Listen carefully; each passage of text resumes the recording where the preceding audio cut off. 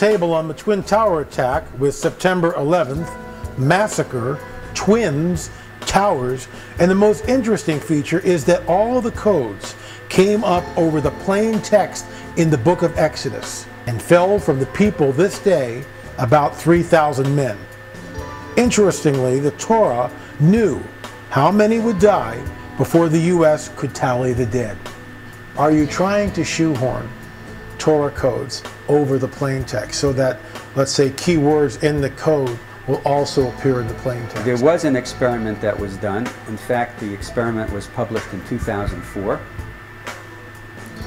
And the probability of something like this happening by chance was extremely, extremely small. Recent tables include Japan, earthquake, including the words atomic meltdown. This table had a probability factor of only 2.5 in 1 million. Gaddafi, in the table it relates, his presidency is fragile, will be killed. The correct Hebrew calendar year of 5772. It also states a scoundrel.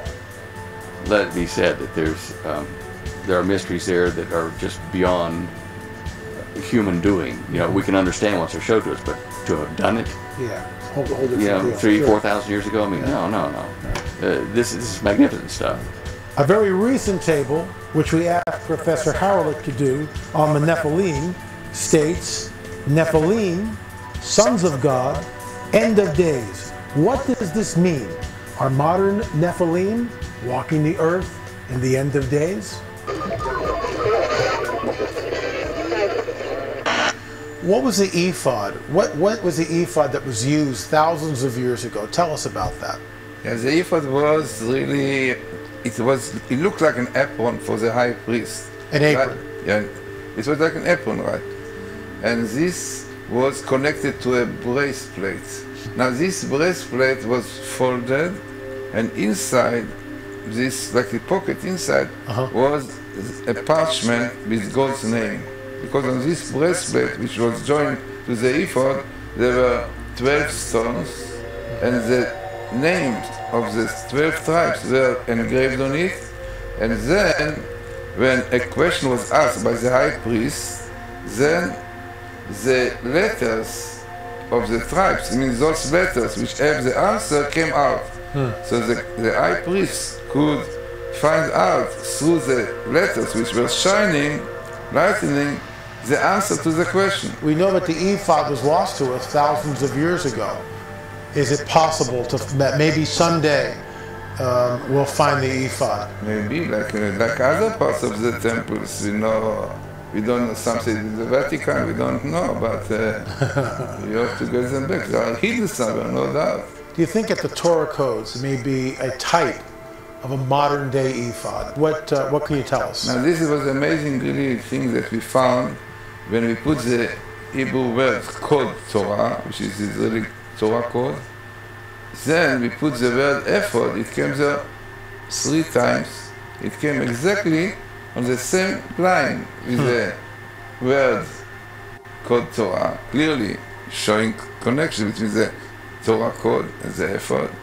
And then what we have also there dates, interesting, when it started coming to the world, with the idea of the codes. They knew about it. It was really 1976. Then, interestingly, it came also this year, and pin light came there. Unbelievable. Pin light came there, minimal in the old Torah. Unbelievable. Clearly showing it's amazing. that Finland is supposed to be very much involved in it and bring to the world also, because amazingly it came every very small amount of letter in between pin light. So, and it was a minimal.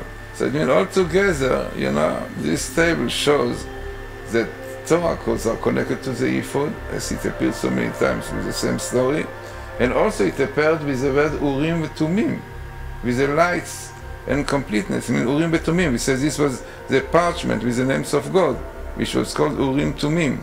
So this also came in the table there, which is exactly the idea of the Torah code, the ephod and the Torah code, which showing through letters, right?